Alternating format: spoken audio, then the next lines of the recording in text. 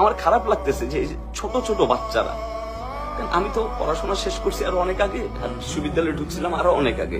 এই যে ছোট ছোট বাচ্চারা হচ্ছে কি রাস্তায় তারা এভাবে হচ্ছে কি স্লোগান দিচ্ছে, এরা কি আপনাদের কারো কাছে কি চাকরি ভিক্ষা চাইছিল?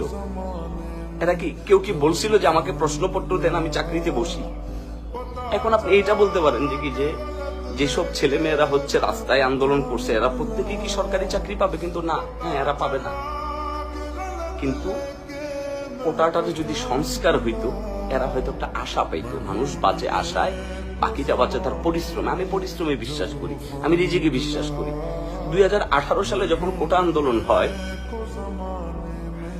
আমাদের প্রাইম মিনিস্টার কিন্তু চাইলে তখন এটা সুন্দর একটা সমাধান দিতে পারতো। তাইলে হয়তো গতকালকের যে 15 জুলাই যে কালো দিন আমরা দেখছি, এটা আমাদের কারোর জন্যই ভালো ছিল না, হয়তো ওই দিনটা আমাদের দেখতে হইতো না যদি আমরা একটু